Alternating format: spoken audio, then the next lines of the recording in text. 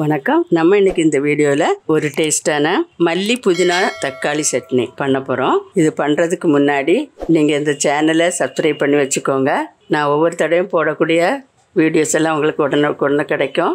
வாங்க நம்ம வீடியோக்குள்ள போய் பார்க்கலாம். இந்த புதினா மல்லி தக்காளி சட்னி பண்றதுக்கு நான் இப்போ ஒரு கடாய் அடுப்பில் வச்சிருக்கேன். தீபத்தை வச்சிடலாம். இப்போ இதுக்கு ஒரு மசாலா பொடி பண்ணி எடுக்கணும். அதுக்கு 1.5 டீஸ்பூன் கடலைப்பருப்பு, 1 டீஸ்பூன் உளுத்தம்பருப்பு, 1 டீஸ்பூன் கொத்தமல்லி, 1 டீஸ்பூன் வேர்க்கடலை, 1 டீஸ்பூன் எள்ளு. இப்போ நம்ம இதை வறுத்து எடுத்துக்கலாம். அந்த பாத்திரம் அடுப்பில் வச்சிருக்கேன். இது சூடாகட்டும். எண்ணெய் எதுவும் சேர்க்காமலே வறுத்துடலாம்.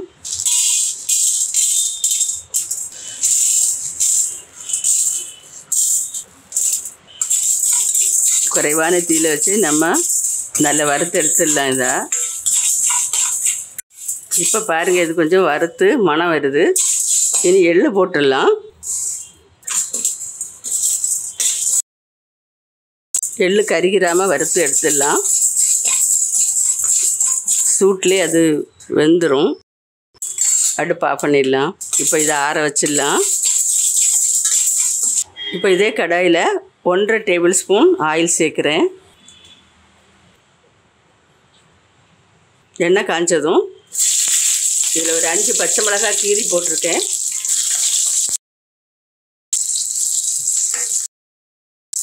இது இப்போ கொஞ்சம் வதங்கியாச்சு.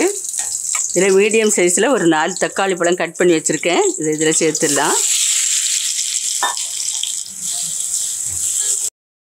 இதில் ஒரு 1/2 டீஸ்பூன் உப்பு சேர்க்குறேன். இப்போ இதை மூடி வச்சிடலாம். மூடி வச்சுட்டு 1 நிமிஷம் அடுப்பை குறைச்சி வச்சுருங்க. இது கொஞ்சம் வதங்கட்டும். இப்போ நம்ம வறுத்து வச்ச இந்த கடலைப்பருப்பு, உளுத்தப்பருப்பு எல்லாம் சேர்த்து பொடிச்சு எடுத்துகிட்டு வந்துடலாம். இப்போ இது மாதிரி பொடிச்சு எடுத்துக்கிட்டேன். இப்போ தக்காளி வதங்கிட்டுருக்கு. இதில் ஒரு சின்ன துண்டு புளி இதில் சேர்க்குறேன். இதையும் சேர்த்து நல்லா மிக்ஸ் பண்ணிடலாம்.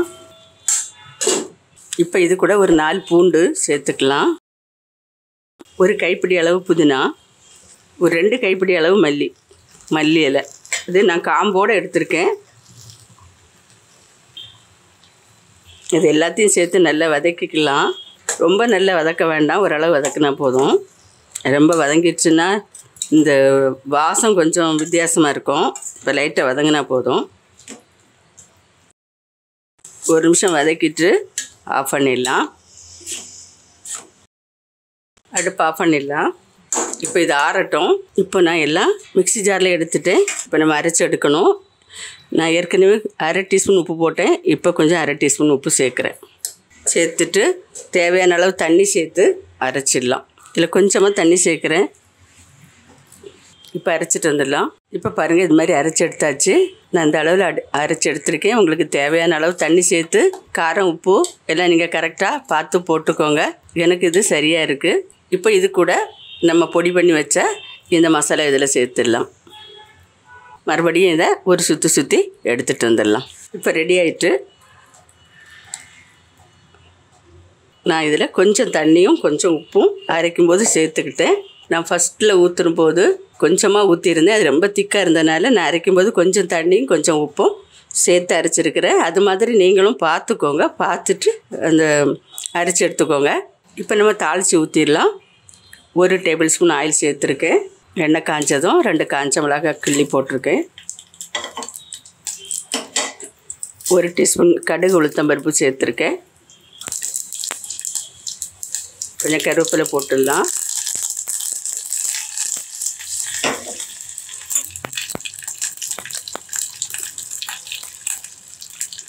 எண்ணி சட்னியில் கொட்டிடலாம். இவ்வளோதான். ரொம்ப சுவையான இந்த சட்னி செய்து முடிச்சிட்டோம். நீங்களும் இது மாதிரி ஒரு தடவை செய்து பாருங்கள். தோசை இட்லிக்கு சாப்பிட ரொம்பவே நல்லாயிருக்கும். ட்ரை பண்ணிவிட்டு கமெண்ட் பண்ணுங்கள், லைக் பண்ணி சப்ஸ்கிரைப் பண்ணுங்கள். நன்றி. God bless you.